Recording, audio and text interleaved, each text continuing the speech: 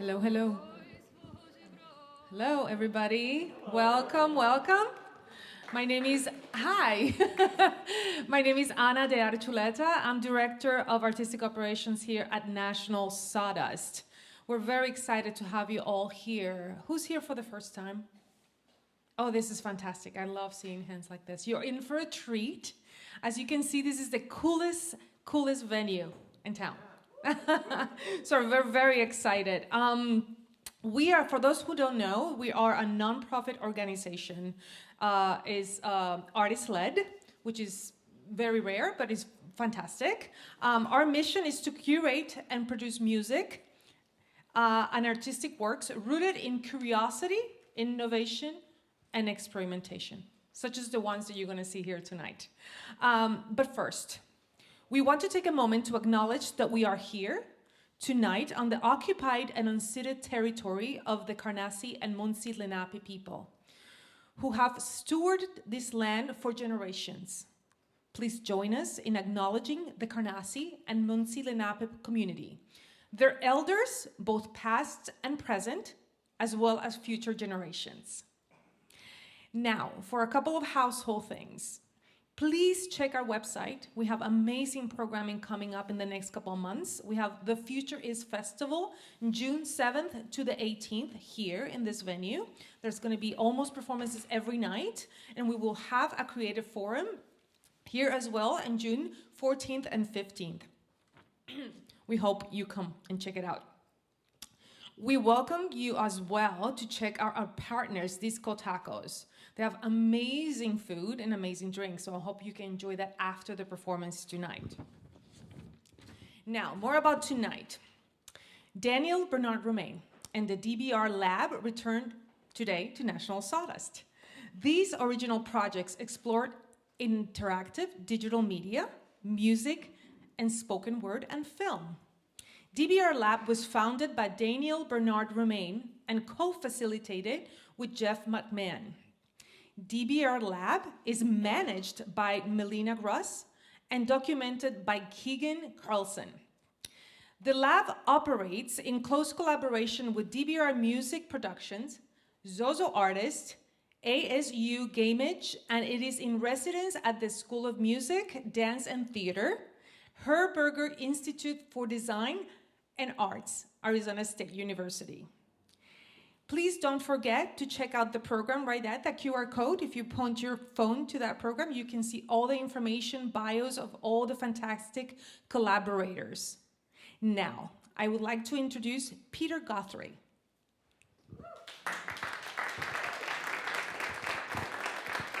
Thank you. Welcome, everybody. This is going to be a great show. I know I was here a few years ago before the pandemic and got to witness the brilliance of DBR, Daniel Bernard Roumain, and company. And tonight, no doubt, we're going to be in for a treat.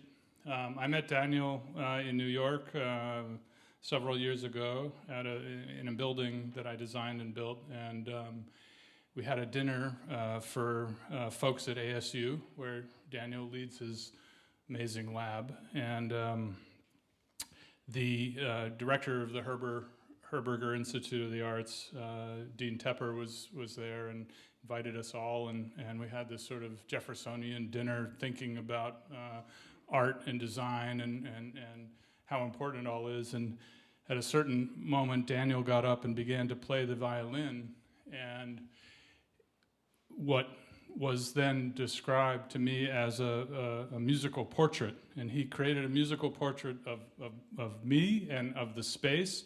And from that day on, then I guess the architectural narcissist that I am, we've been fast friends. And Susanna's here, and myself, we're part of a Herberger Institute of the Arts, a leadership council. And every now and then we get the chance to go to Arizona, and I think you'd be amazed to see the energy and creativity, and with folks like Daniel, leadership in the arts. And it was something, I grew up in the East Coast, and Susanna's from Germany. We had no sense of this going on in the center of America, and especially in the desert. And in this incredible place, and that tribute to the native people, so important, there's just an intrinsic wellspring of creativity coming from the desert. And I couldn't be happier to be asked on the fly to come and introduce Daniel Bernard Roumain and his incredible group. And I'm also supposed to say something that I'm gonna do. So some tribute to the folks at ASU. So I just wanna say, what do I wanna say? I wanna say your support makes initiatives like DBR Lab possible. It helps strengthen communities, promote excellence in design and arts, education, and impacts students and programs by giving the School of Music, Dance, and Theater, the Herberger Institute for Design and the Arts, the Dean's Creativity Council, and ASU GAMMAGE. So, without further ado, Daniel Bernard Roumain, DBR.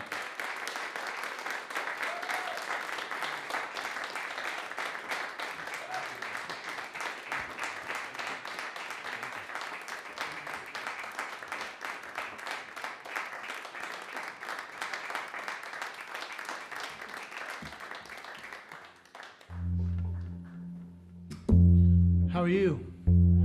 It's so good to see you. It's good to be back in a shared space with you. And you're safe. Do you feel safe? I feel safe. As a Black Haitian American composer, I feel safe. You dig, y'all? I'm so glad you're here. I need your energy. I'm looking right at you. I knew you are looking at me too. And together we're gonna do this thing, and I need your energy. I can feel it. I can feel your energy. I hope to earn your trust. Yes, and my friends are here. Give them a hand. Yes. Oh, tonight you're going to hear from Lawson. Give a hand to Lawson. Tonight you're going to hear from MF Gloom. Give a hand to MF Gloom. Tonight you're going to hear from Keegan. Give a hand to Keegan. Tonight you're going to hear from Jeff, the great Jeff McMahon.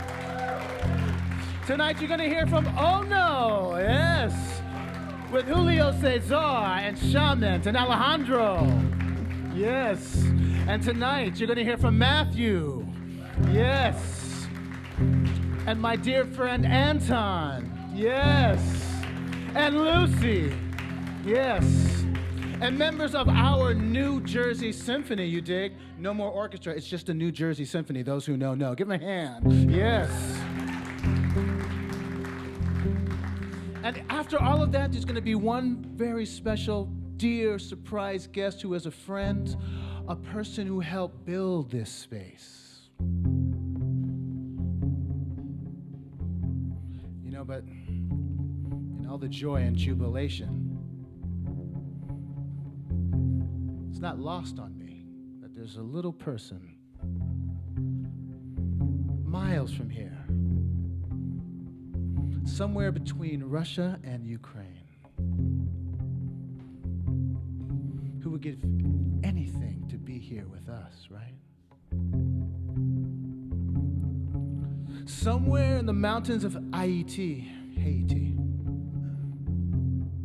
a little girl is not going to drink clean water tonight.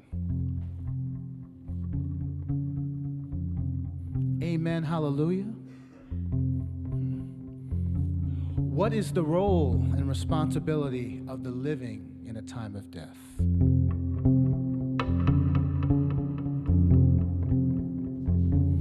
What is the role and responsibility of the living in a time of death?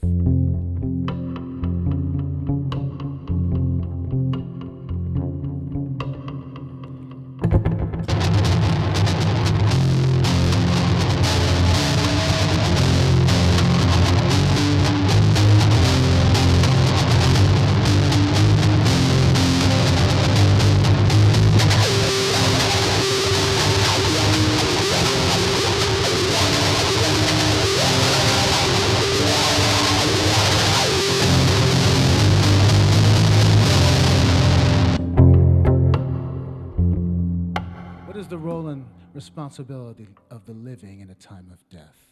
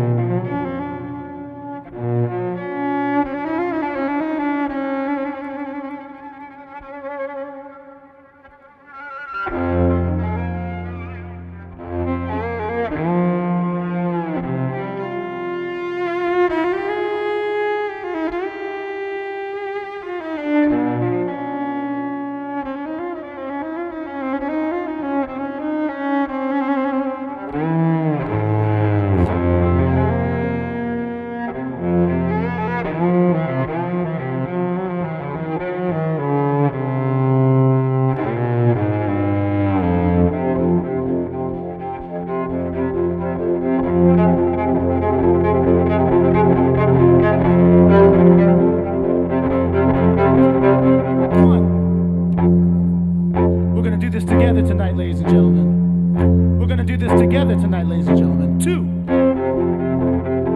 I need you.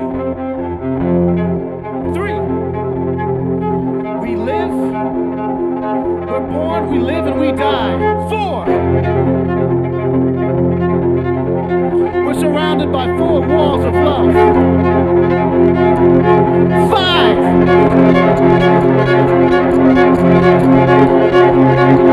we are all stars tonight. 6,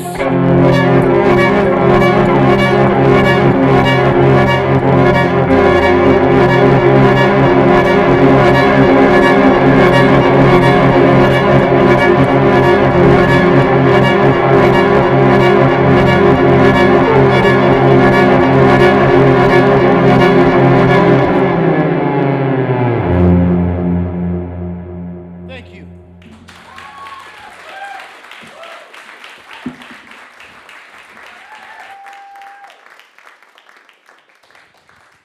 Quisiera que este libro, como hijo del entendimiento, fuera el más hermoso, el más gallardo y más discreto que pudiera imaginarse. Miguel de Cervantes Saavedra.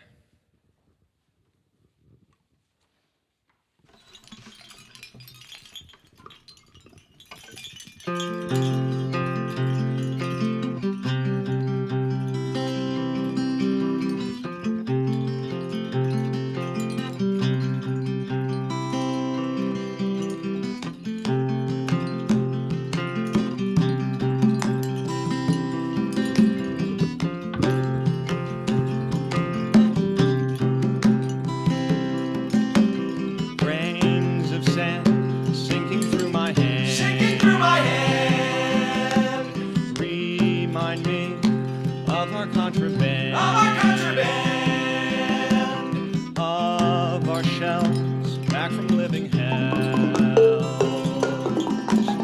Ground like salt, crusted on the bed. Crusted on the bells. In the sea, which is unlike me. Which is unlike me. Without end, in the sea we're free. In the sea we're free. Float away on waves that break the shore. One with the world, now and evermore. Sink like sand and breathe the salty air. Here and everywhere. Here and everywhere.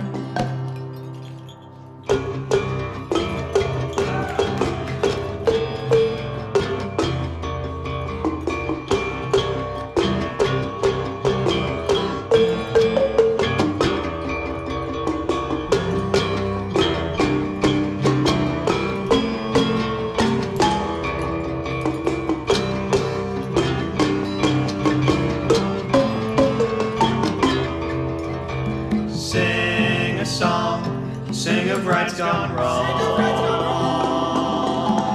Right of hurt, and it will not be long. Endlessly, music is the sea. Sing of hurt, it belongs not to thee. To the trees, to the dirt, and to the beast. It belongs to everything you see.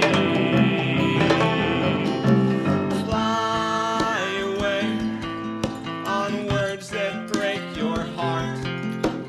One with God's universal art. Sing with trees and float upon the air.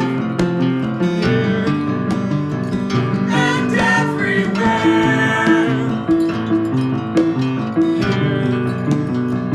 and everywhere.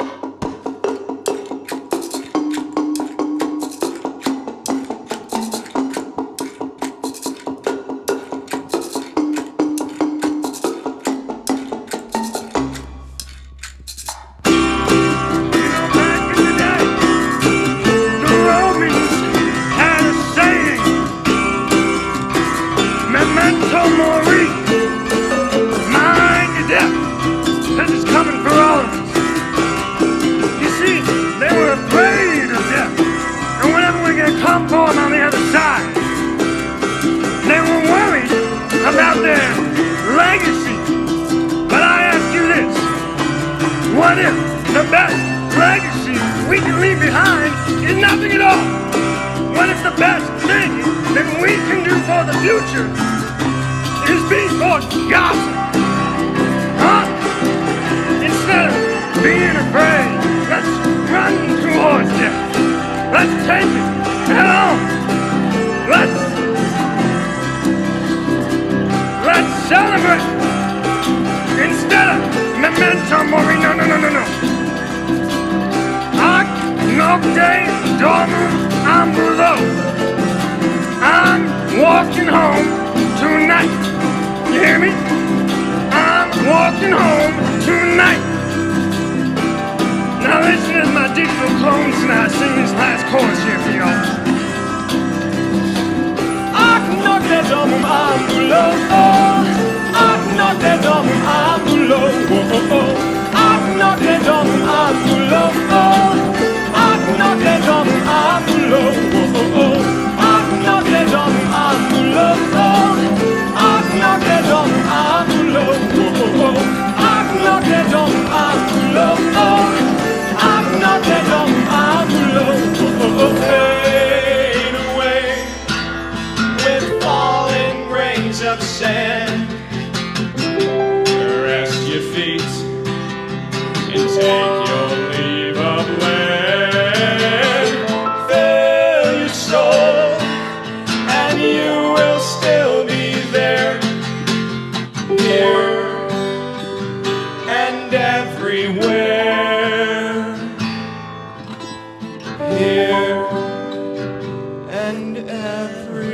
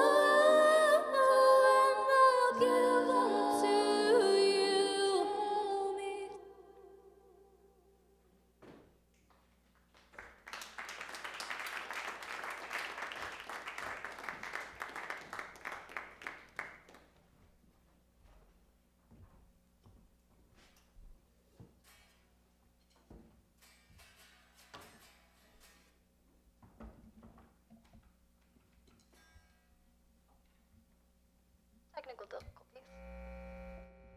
Okay, let's go.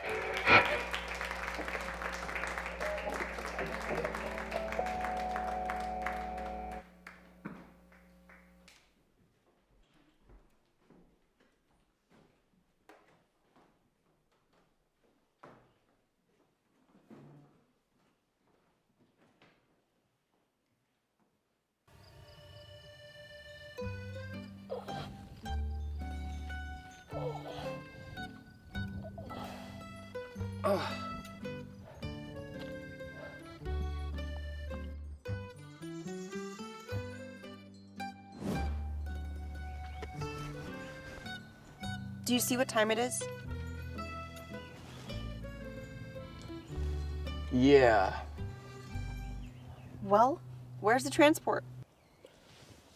The transport, I don't know. I do know that the phone is dead and that we are out of water.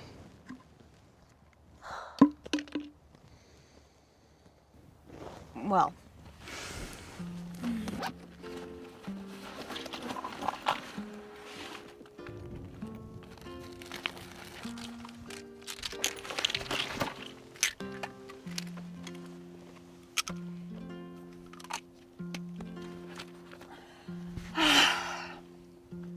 Let's give that a few minutes.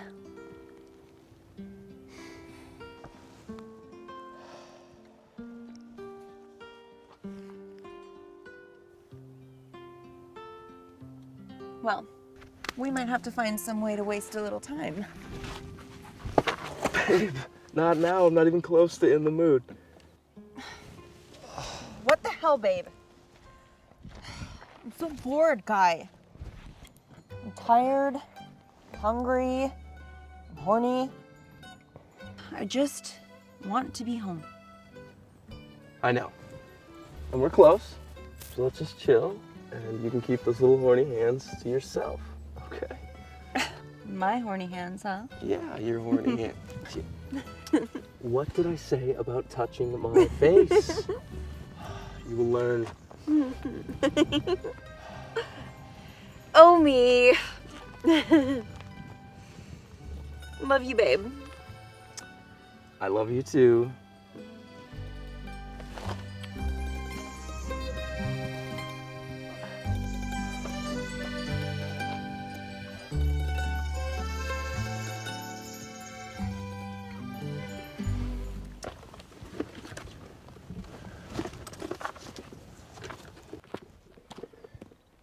Like, seriously, where in the fuck is this transport?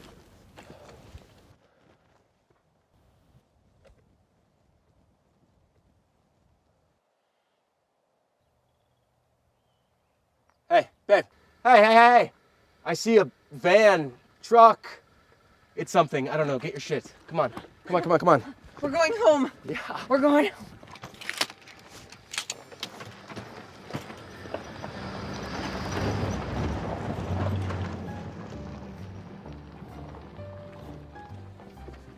What?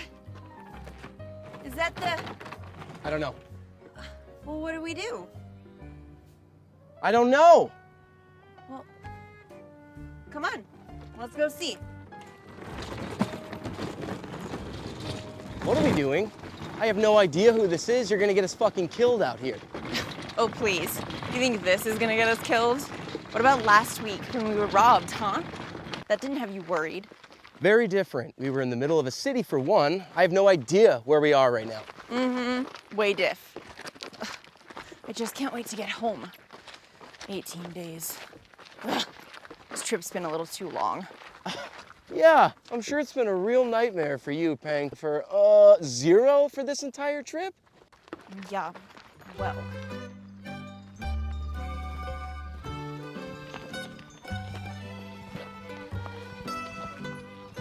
Hi! Hello! How you doing? Qui sont ces gens? Hi! How are you guys? What the hell?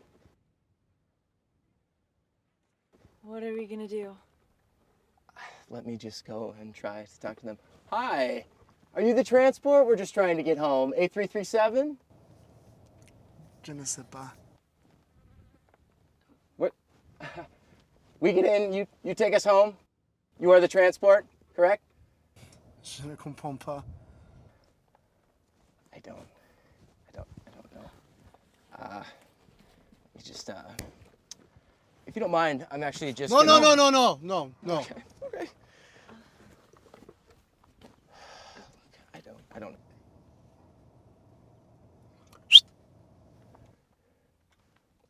Oh? One? Oh? One what? Oh? He's saying one of us can go. One of us can go.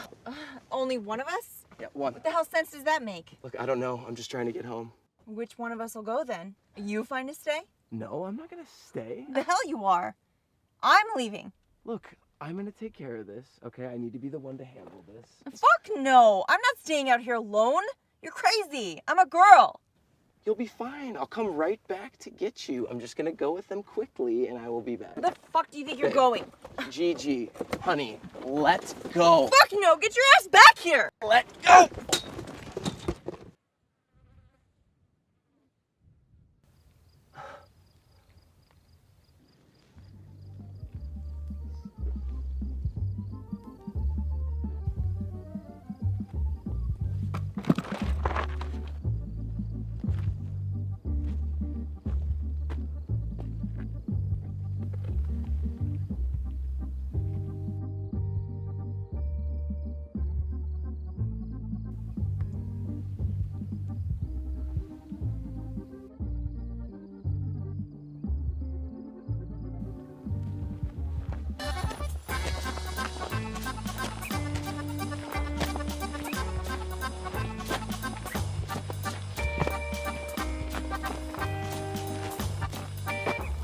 Hey, I was gonna come back for you. Something happened to the truck. Gigi, you crazy bitch.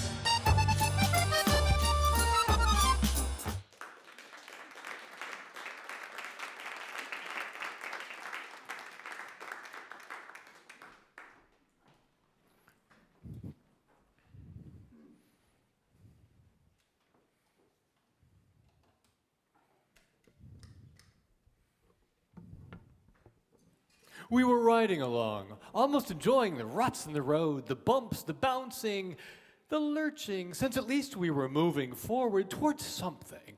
Well, not a radical redistribution, but a reconciliation, a recompense, a restoration, which is what was it we wanted restored? And what was the hill? What was the thrill of velocity, speed, and volume? What got us moving faster and faster and faster towards what? Disaster. Everyone is not looking at you expectantly. You expected to throw your weight behind the wheel, that spinning something to make the spinning something move even faster, but you never really felt it. You were always a little sleepy, slightly unstable, a bit off your game. So who lowered the gain? The volume, the velocity, the speed? Who lowered the bass?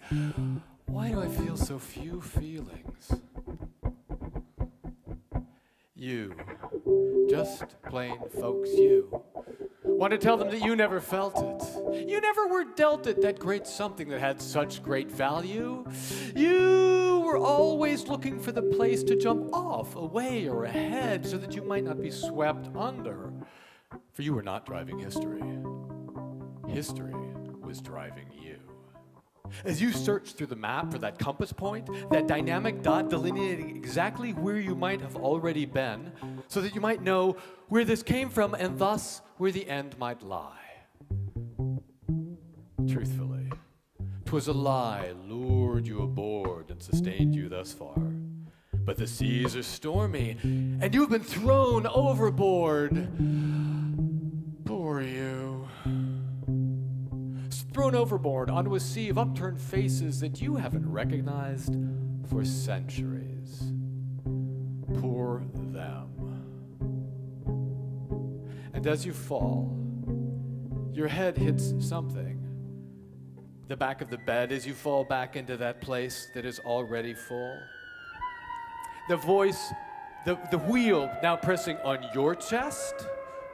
The place that where all the sound that you made, all the power that you had emanated, and nothing issues forth. You are silenced. You are just like the others. You are the other now. You are the other now. So what will you do? As the pedal presses down on you, you look out. It's pressing down on you. And now it's you who cannot breathe, and you who can't get up. Yeah, it's you who can't breathe, and you who can't get up. And the one thing you can do, the one thing you should do, is leave. But that's the one thing you will not do. For you are due, aren't you? For you are due, aren't you? And your head falls back into that bloody bed. And the voice cries to you, all of your desires have finally come true.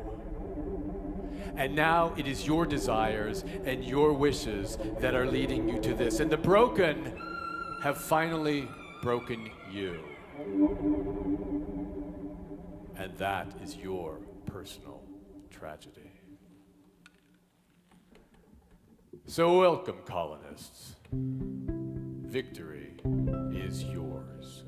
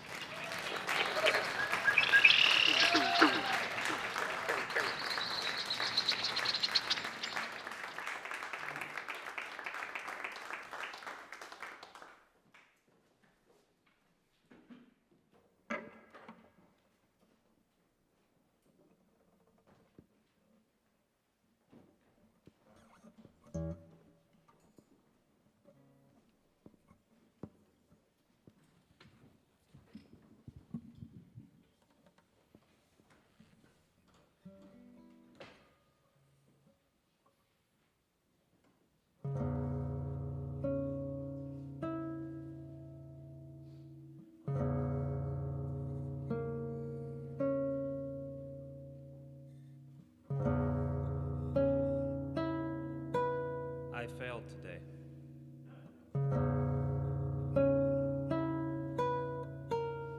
But in my failure, I want to remember what I found.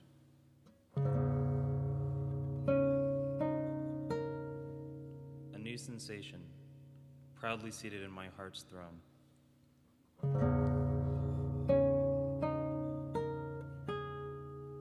Where shame sat since birth.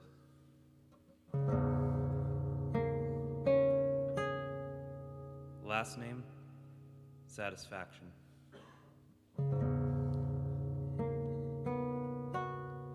First name, self.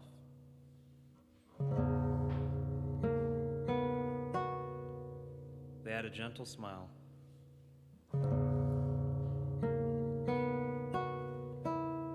And sturdy legs.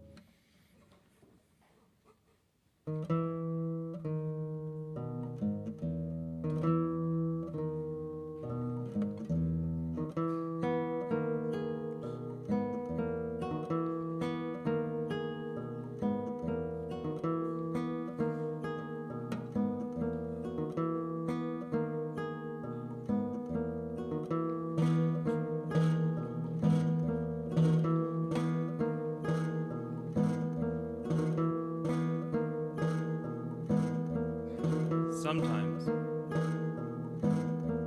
I put on my favorite song, and as the music plays, the melody builds a vessel.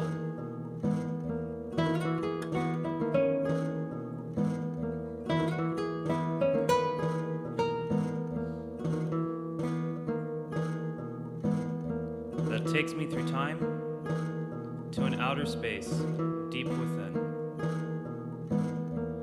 where I was restless and hungry, small, green, and sweet.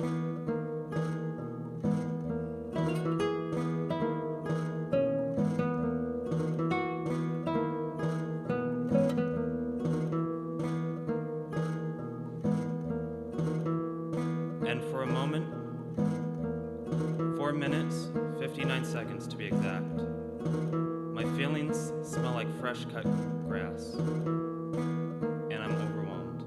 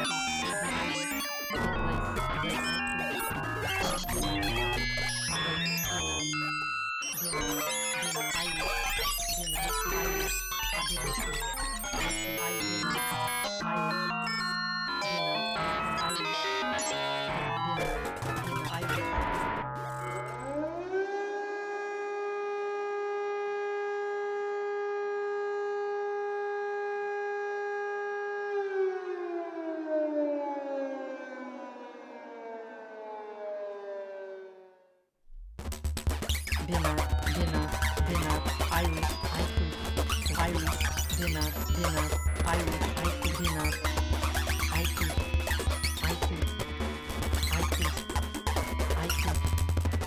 I dinner, Irish, I could, dinner, this, dinner, Irish,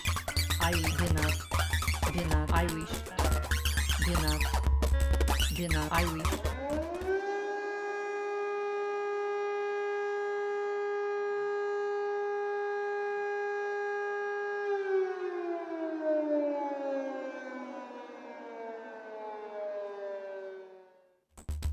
Dinner, I could.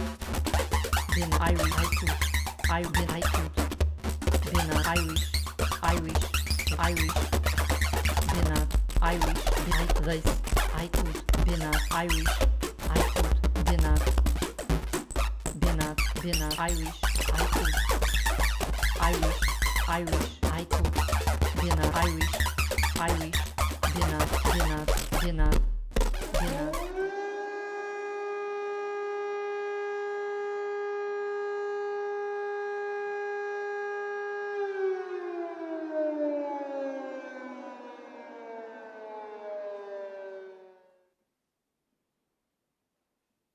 Irish, this,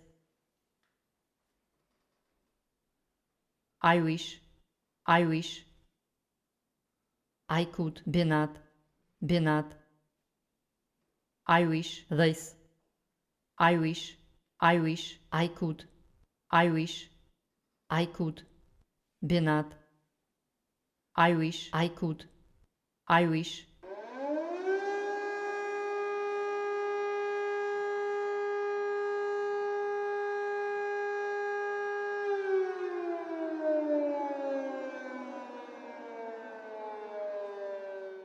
I wish I could be not this.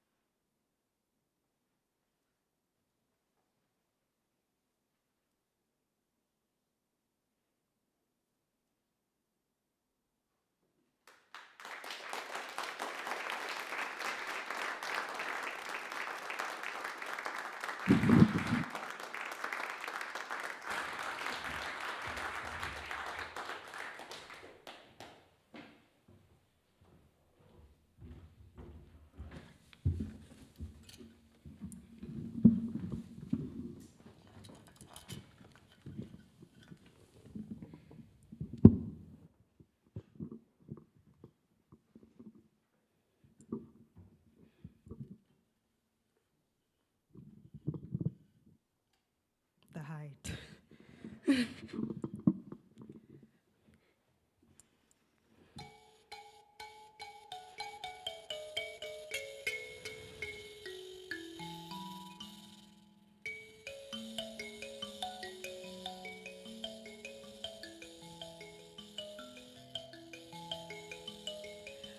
Mchanga wenye rutuba, ukulima umeimarika. Madini yasiyo haba twasafirisha mpaka Amerika. Waafrika wana mahaba, upendo kote kasifika. Kuimarika kwa Afrika sio swala la hotuba. I moved to the United States 2 years ago with my son. And for the time I spent here, most of it has been me trying to understand the politics of identity, trying to define what an African story means, not just to the people around me, but most importantly, to myself. Hi, my name is Lucy Oruta. I am an African storyteller. I specifically come from East Africa, a country called Kenya. And when I think of an African story, I envision the ocean, the depth of the ocean and the vastness of the universe. An African story can fill your mind with wonder, have you drowning under, baptizing and cleansing your entire persona. An African story is like the first feed from a mother's succulent breast, colostrum, nourishing your mind, body, and soul. An African story is like a timeless hymn that sings of abundance and splendor, a reminder of the motherland's power to her children. Juu, mchanga wenye rotuba, waweza tazama mazao, ukulima meimarika, twalisha vizazi vyao. An African story is like the cha-cha sound from rounds and rounds of beads lining the winding waist of an African goddess. An African story is sometimes dressed in sisal skirts, pounding the isikuti drums, dancing to rhythms of exoticization, undulating to Orientalist narratives. Yu mkono mtupu haurambwi, and the African story has mouths to feed. When I think of an African story, I envision the ocean, the depth of the ocean and the vastness of the universe. An African story can fill your mind with wonder, have you drowning under the waves, baptizing and cleansing your entire persona. An African story is like a vision and memory, a contradicting melody standing as one, but representing many. An African story is a vibration of ancestral energy. It is a story that disrupts both life and death. It is a testament of extortion and the gospel of reparation. An African story is like a gust of wind, blowing across the sub-Sahara, through the Atlantic, all the way down to Alabama, plucking and plundering, looting, uprooting, destroying and breaking generations. Africa's womb is left longing to conceive. Her breasts longing to lactate. An African story is an echo of dirges, somber rhythms from ships hovering over the Atlantic.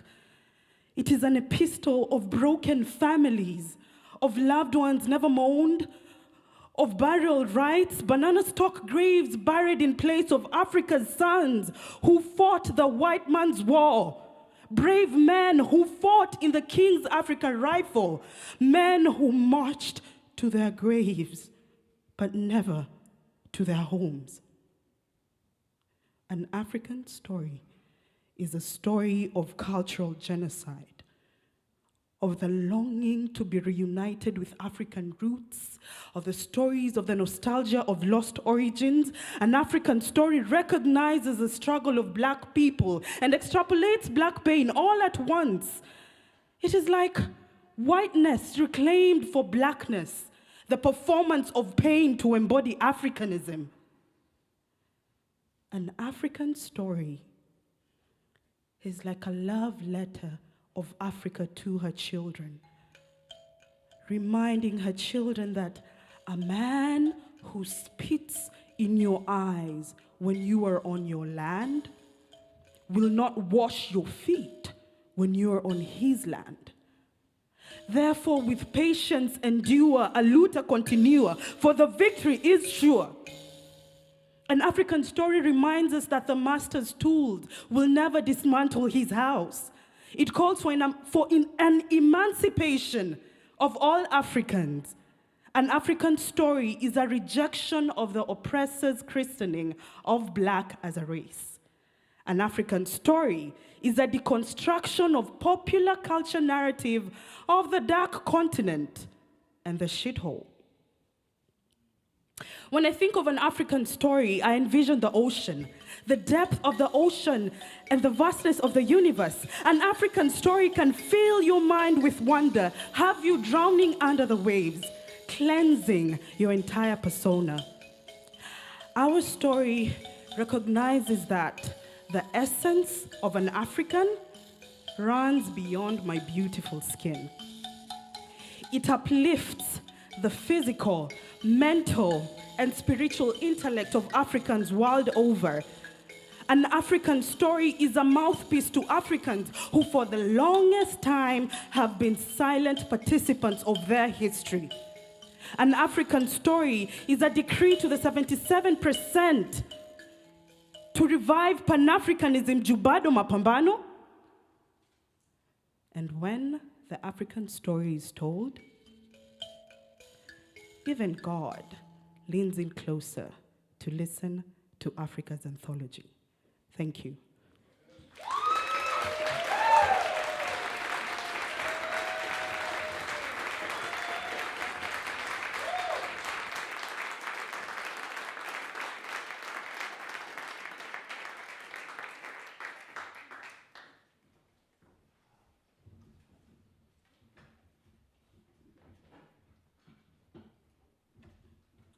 Give a hand to them. Give a hand to them. Give a hand to all of them, right? I tried to warn you. Sorry, I don't mean to be rude. I'm recovering. So this is a moment. I'd like to bring Jeff McMahon to the stage. Jeff McMahon, yep. Together, Jeff and I, and with Malena, who will be with us, we are charged with being a part of these young artists' story. I think tonight is about story, right? We're setting up for the New Jersey Symphony, members of the New Jersey Symphony, and we thought we would take this time to be with you and to check in and to first of all say thank you for being here. And after tonight's performance, we will have an opportunity to talk more, a post-performance discussion. You should always have a question, you should always have a comment. A couple of quick things. We don't use the word teacher or students. We're only contributors to a concert hall, a classroom, a community, a world of ideas. So you are all contributors to tonight's performance. The second thing is, we really do need your support. You showing up and being present is wonderful. Please go online, comment. If you're taking pictures, that's cool. I don't know if you're supposed to or not, but post them.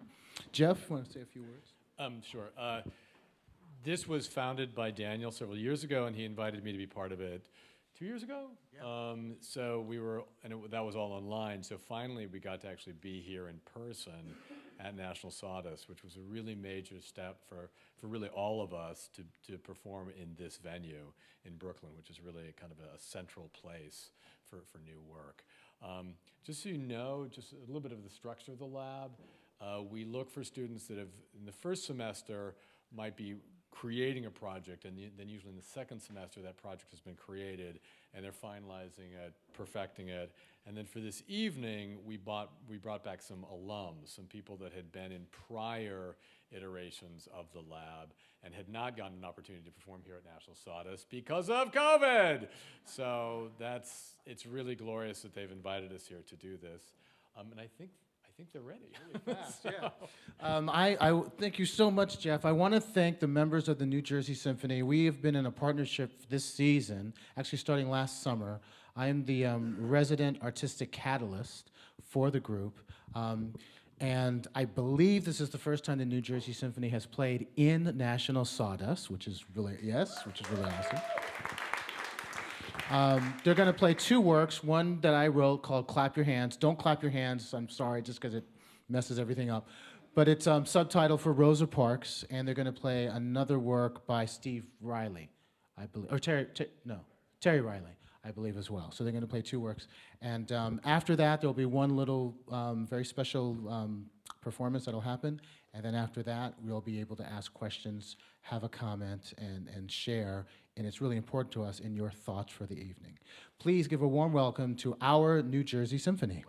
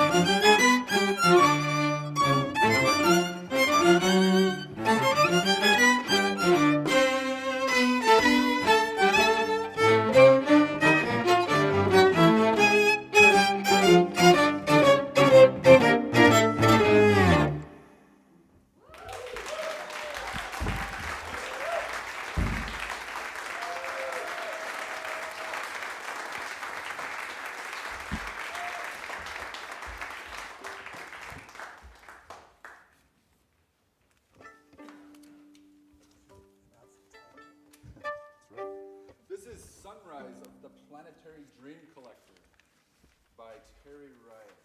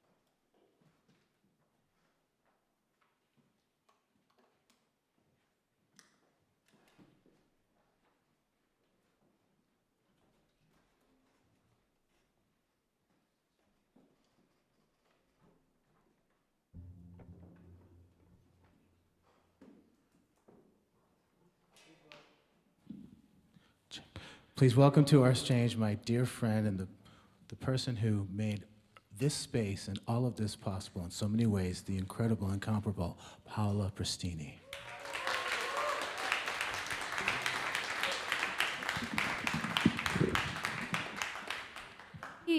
Before we start, I'll just say that National Sawdust was built for evenings like this, and to be able to see the talent that graces this stage, that is this, next generation, means that we've accomplished our mission, and it makes me so very happy.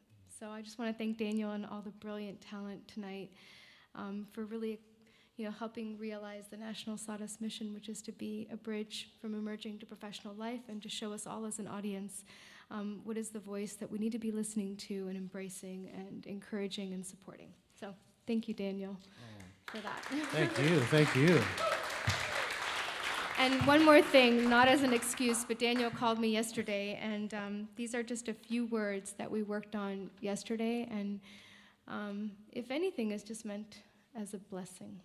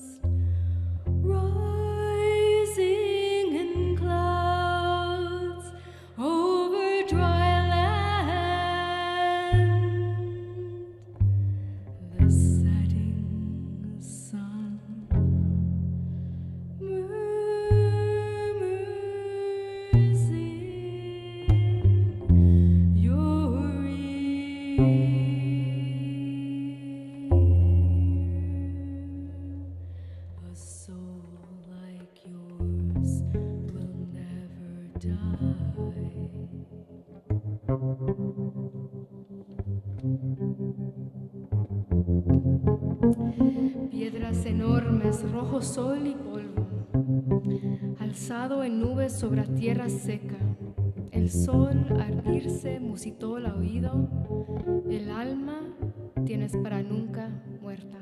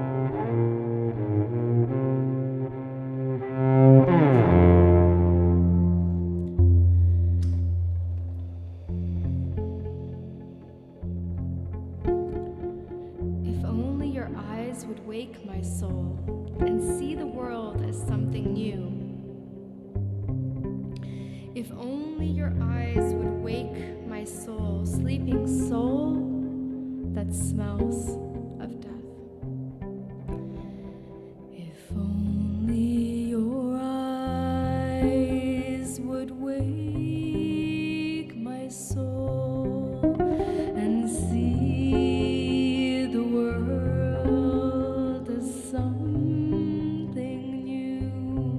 If only your eyes would wake my soul and see the world as something new.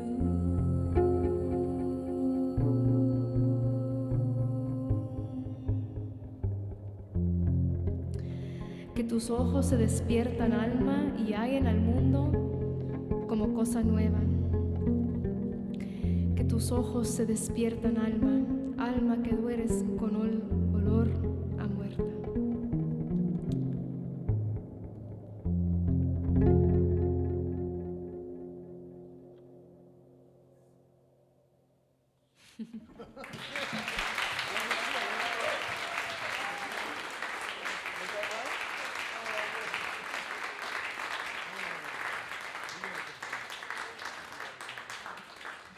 Please welcome to our stage your DBR Lab. Lawson, MF Gloom, Keegan, Showmet, Jeff, Olivia, Ono, Julio Cesar, Alejandro, Matthew, Anton, Lucy, Malena, And Daniel.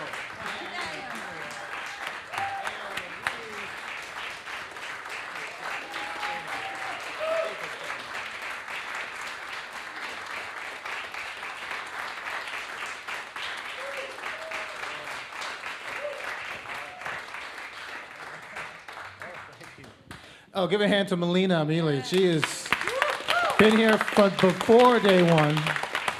Yeah. All right, so we've got 15 minutes to do a quick discussion with you. You can ask anything you want of anyone you want, and I'm going to just moderate. And hope you had a good, full evening. I know it's a cold Tuesday night in April, but we're really glad you're here. And what are some of your thoughts or questions? You can have a question or a comment or anything. First one's the hardest, yes. Oh, I feel like you have something you want to say. Yes. Oh, I was just smiling at the performers. Yeah, oh, ASU alum, all right, yes. We are proudly from Arizona State University, the Herberger Design for the Arts? School of Theater, baby. Oh, and School of Theater. And yes, it's, Tempe, Arizona. It's a very special place, for sure. So what are you thinking? What did you see? What did you hear?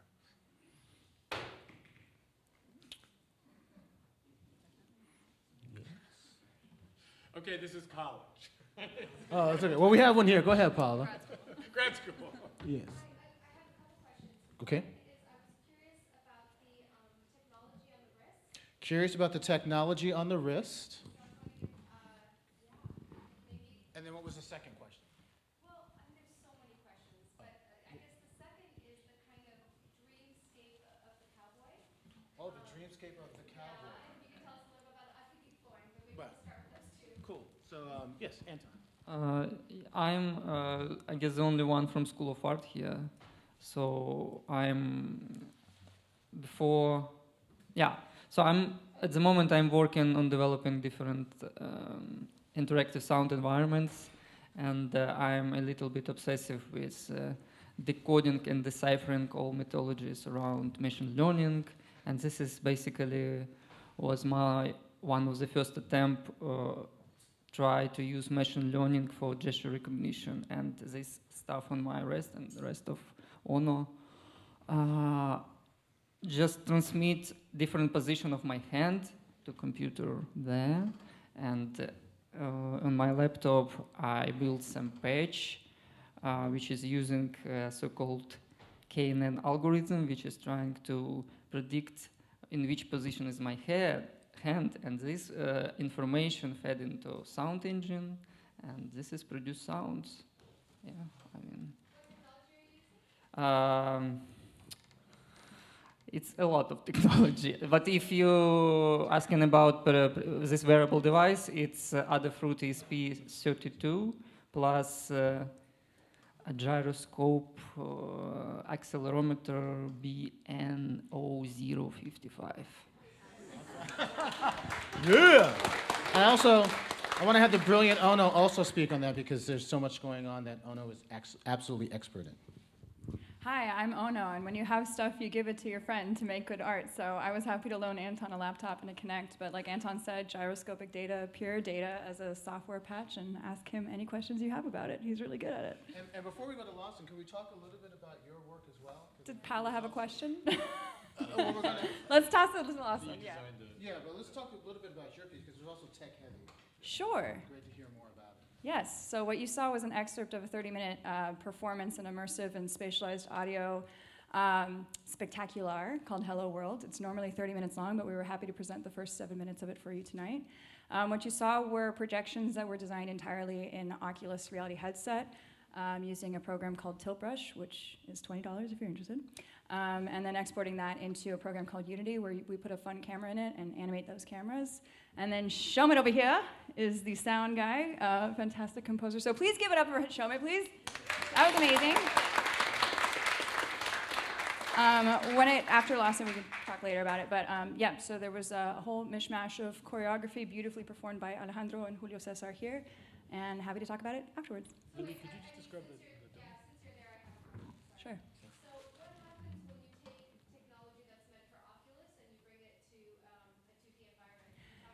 Yeah, that's a great question. So one other facet of this work is that it's intentionally designed for children 0 to 6 years old. And right now I work at the nexus of new media and interactive media. And oftentimes those types of technologies are exclusionary to very young children. But one way that we can access and present three-dimensional design is by thinking three-dimensionally. So the original home for this sort of work is actually in a dome. So if you can imagine 4 projectors kicking out a 360 viewpoint. So thinking about how to translate something like that that's really meant for something that's 3D and even 4D into the 2D stage takes consideration. You can't just take one facet of that image and slap it on here. So there really has to be considerations. One advantage to having a framed image is that things can sneak up or emerge or appear on and off stage and on and off camera in ways that it's harder to facilitate, but totally doable. Ask me about that later. And yeah, that's my question about, or my answer about that. Thank you, Paola. And then you had a question for Lawson, our shining knight. Let's go. Well, so knowing that you guys are all from New York, I figured you'd never seen real dirt before, and so I just wanted to, put a few shots of that up for you. I think they haul your dirt in on semis from Arizona anyway. So, but actually, since I moved out to Arizona, I'm originally from Dallas, but since I moved out to Arizona to start grad school, right in the middle of COVID in fall 2020, I kind of have found a lot of love going out into all the beautiful hiking spots that are all around Phoenix. And what you saw there was my backyard, not my backyard, the park that's next to my apartment complex, where there's lots of dog turds. And then the Petrified Forest National Park, which is up in Holbrook, Arizona, which is the beautiful kind of red and purple landscape that you saw where the creepy mask guy was and the horse hopping around and all that.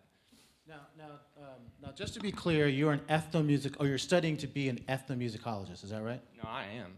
Oh, you are an ethnomusicologist, so we're clear, yes. And all of the instruments that we heard on the recording you played? Yes. All of the singing you did? Yes. All of the filming you did by yourself? Yes. The script, the story, the songwriting, you did all of it? Yeah, I made the mask too. The choreography, you made the mask, the costume and the choreography you did? I bought the costume on Amazon. But horse too. But you put it all together? Yes. Yeah. And how would you describe your creative practice? Fun. There's a lot. God, pardon me. So there was actually. So my thesis for my ethnomusicology work actually involved an institute out in New Mexico that helps people go into trance with a very simple ritual that they developed. And I've just been studying them for a long time and participating as part of that research. And there was actually one day this past semester where I was really in need of some brainstorm activity for this show. And I laid down, went through the experience, and just tell you the truth, I've never actually gone into trance with it or with them through that. But that day, I had a big brainstorm, and I basically just came up with the whole plot. So sometimes it's random stuff like that. I'll just be lying down on the floor, and I think up something good. Other times, I have to go out and live life, and ideas don't necessarily come to me right away. But I go through and I experience things, and I come home and I got a quiet moment, and in that moment, I can have some pretty cool ideas. Yes. Other questions, comments? Did you play both characters? Yes, not the horse. MF Gloom, I had a question for you. Can you help us understand your songwriting or your approach to songwriting, and help us understand the two? Give a hand to MF Gloom, by the way. The two. Just take us through your process and your two songs that were so lovely. So how I approach songwriting is basically through journaling, which was actually suggested to me when I started therapy. And I realized by like writing down all of the thoughts that I had, that they'd sound pretty cool with some music in the background. So I write and produce all of my stuff, and basically I've just like expanded on different topics that I have explored through therapy. So for the first song, it deals with, it's inspired by my relationship with my girlfriend. So it's about the queer experience, a little bit of gender identity, and just overall communication, which is super important. And for the second song, basically I was really fed up that day, you know. Can't make a living wage, my rent's going up, you know. So I channeled all of that into some really angsty songwriting, and here we are.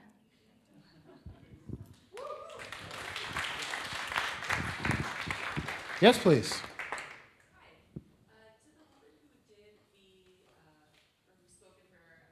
Oh, Lucy. I'll repeat the question. Yes, this is a question for Lucy. Hi.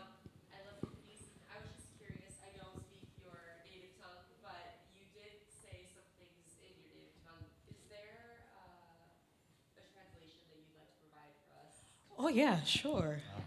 So the first line says, Mchanga wenye rotuba. Rotuba is fertility. Mchanga is soil. So Africa is fertile.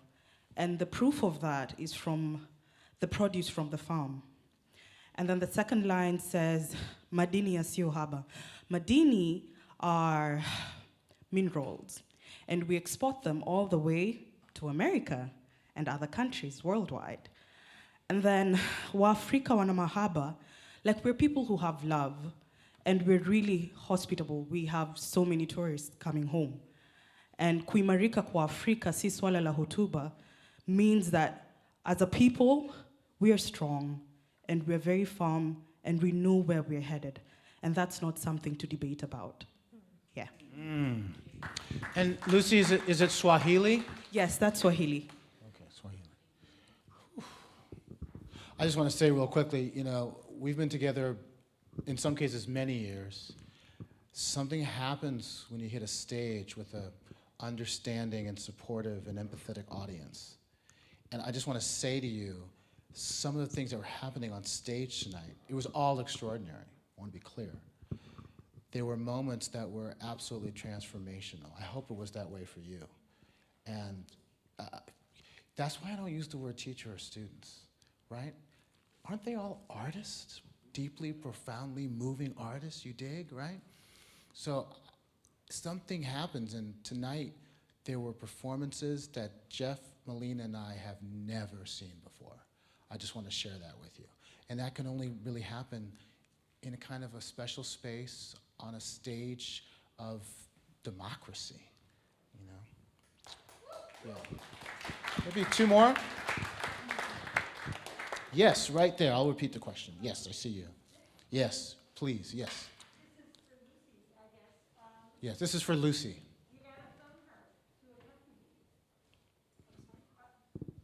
Yes, Lucy was accompanied by Lawson on Mbira. Oh, a thumb piano? Yeah, is that what it's referred to as? It's got a lot of different names. The one that I was playing is from Zimbabwe. It's called an Mbira Zabazimu. How did you come together? How did you come together? Can Lucy go? Oh, Lucy, go ahead. Lawson and I had never spoken in class before, the whole semester. Oh, you see? Oh, I want to hear this. Go ahead, Lucy, tell the truth. Till he had to do a recording of my voiceover, and then I realized that he had so many instruments in Daniel's office. I was like, so I need life in my piece. I feel like I'm really ranting.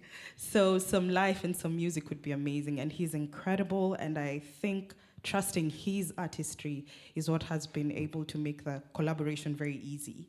Yeah. And that's actually something that this group was incredibly supportive of each other. There were certain things we couldn't bring here, certain instruments, band members. So all of the contributors literally contributed to each other's performances and made them work in a way that I just found quite humbling in that process. I mean, they were helping each other really achieve much stronger work. So that was quite stunning to me to see that happen. Not surprising, but wonderful. So thank you for that. That's so true. Paola again?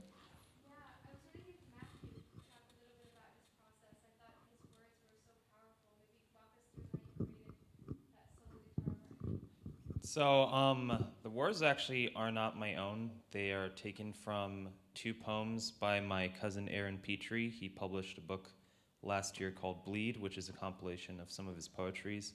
The first poem was called Failure, and the second poem was called Nostalgia.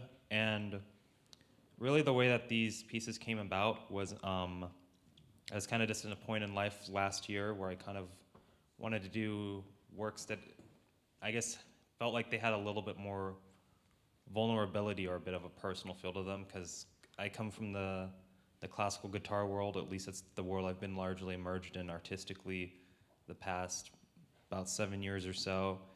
And in that world, there isn't as much of personal expression necessary as maybe in some other artistic communities or traditions. It's kind of a lot more of you're a curator for other works a lot of the time, and a lot of times there's no text, it's instrumental, so you're kind of more left to infer what the concepts or meaning are supposed to be. So I wanted to explore this idea of doing something kind of more direct and intimate. And so I'm not much of a writer myself, at least I don't think I am, and so I thought it would be a little bit more helpful rather than trying to write my own text if I took an existing text that inspired me and that I connected with and figured out how to set that to music. Yes, thank you. I think we have time for maybe one more. Yes, right in the front row here. I know Jeff.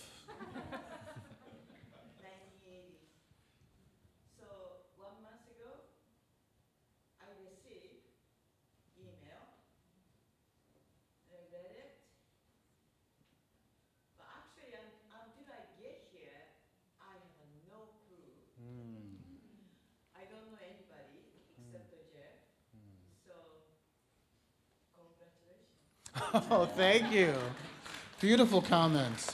And, you know, that kind of support, I mean, Peter and Suzanne were here in 2019, and then everything changed. We did a concert here similar to this one with other contributors, many of whom have gone on to amazing careers. The assistant conductor of the North Carolina Symphony started on this stage and has gone on to a really stellar career. And I think that both Peter and Suzanne were here to witness that. And you know, that kind of support, that kind of reciprocity of opportunity and extending of that kind of generous spirit that we oftentimes don't necessarily think about in the performing arts because it is so kind of cutthroat and relentless.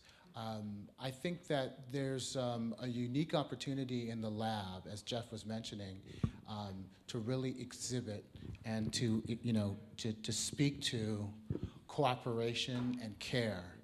I see Mark Russell in the room. Please give a hand to Mark, who helped Jeff start his career, helped start my career. You know exactly what I'm talking about. That show was so horrible. Sometimes, you know, Kim Chan's room. We have Ryan and Bruce on lights and sound. Boo has been helping us. I mean, there's, so somebody asked me the other day at Hart Conservatory, how do I get started? I'm 20 years old. I'm in my 20s. How do you get started? Jeff and I, you're talking about 10, 20, 30-year relationships. How do you get started? How do you start? And I said to this young person, I said, sometimes the best way to start is to show up for somebody else's work. Just show up and support, right? So there's something, I think for all of us on the stage, there is something that my good Haitian mother would often tell me, Danny, when somebody gives you a spotlight, give it to someone else, right? Okay, one more question or comment? Oh, yes, Peter, and then we can, yes. Picking up on that line, I wonder if some of your students and even yourself could talk about this just seems like such a unique and special cross-collaborative, cross-disciplinary approach. Is this unique to you guys? Do you see this in your other classes? Can we talk a little bit about that? Maybe Malena and the MF Gloom. Anybody want to speak to that? What are classes like at ASU? Innovative. Yeah, number one. Woo! So, I mean, Daniel kind of handpicked the first DBR Lab, and I kind of hit him up first to say, hey, would you be on my committee and maybe my mentor, and I want to keep taking classes with you. He said, yes, and I want you to join this lab. And so he kind of handpicked that first group, and we were still very multidisciplinary, and we all just did an independent study. But then it worked, and we came back and we did it the next year. And even though I graduated, I've remained a part of this process, and I was able to kind of see the gaps in a lot of the education system of how we're setting artists up to become professionals, not just professors, not just performing in college, but how are you carrying forward into your degree or into your career? And just that opportunity of saying, hey, we want to help set you up for your career as a performing artist. And Herberger Institute is such a diverse art and design school that we've naturally collected, attracted a lot of different disciplines and artistic mediums to be a part of this ever since. And the last 2 years, we've been presenting work on screens. So we have the last 3 cohorts collected here, a selection of the last 3 years who have all come together for this. And it's because of Daniel that we have, he puts his reputation on the line for a lot of young artists and to represent our work and to make those connections. So we're all very grateful for this. Okay. Yeah, so when I started college in 2016, I was in a completely different major. I was studying supply chain management, like business. So very different from what I'm doing now. And if it wasn't for this class, I would have never met like some people that I consider like really good friends. Like Matt has been in my band since the beginning of it. And it's really cool just to see different practices because I come from like such a classical violin background, and it's nice to see different aspects of what art can be and different interpretations of it. But I've never experienced anything like it before. Yeah, this class is one of a kind. I've been through art school and theater school. I've been through studio classes. I've been through capstone and a graduate thesis project, and this is as close to an opportunity to make the most compelling work that you can think of, the most experimental work that you can think of and imagine. It is a lab, it is an incubator, it's a site for experimentation, for failure, but you get out of this class exactly what you put into it.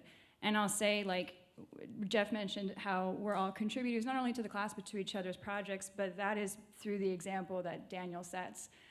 Daniel has offered funding to support fledgling work that I've made in other spaces. He's checked up on us. He's offered his networking ability. It's very rare to encounter a class where you have a full rotation of guest artists coming and speaking to you that are still actively working in the field, that are actively producing. And so this is the third time I've taken this class. I'm graduating soon, and I might take it again next year. But it's really, really one of a kind. So it's a very special space. Thank you, Daniel. Well, you know, working with Jeff, it's been really extraordinary to have a strong partner in Jeff McMahon, a strong partner in Malena. As the great Bill T. Jones has often said to me, yes, right, the best art sometimes start with the performers coming onto the stage and not doing, as he says, a goddamn thing. And you look at this stage, this is not the world. This is the world as I wish it would be, right? And, you know, from Mark to Paola to Kim Chan, I've had some really great mentors to learn from who truly exhibit a generosity of spirit and opportunity. I proudly serve on the board for APAP, the Association of Performing Arts Professionals. I'm its vice president. I also serve on the board for League of American Orchestras. I only say that because I have a good purview of what's happening in our arts field. And I know New York City is the center of the world. But there's something really special about this space and about the history of this space, what has happened in New York and how that carries and transcends. And I know that from Lucy to Anton, to Alejandro, to M.F. Gloom, to Lawson. There, as Bill might say, there is something kind of wonderful about Lucy and everything that she is, and Lawson and everything that he is, being able to come onto this space and create magic together, where all of those things disappear, if only for a moment, right? So thank you for being here. You can continue to support us online. We love you, we need you. May the universe bless you, and we will see you again next year. Okay, yeah, we got a thing going on, but who knows? You know what, everybody come, who cares? Sorry, Malena, just kidding. We love you, see you next year. Okay.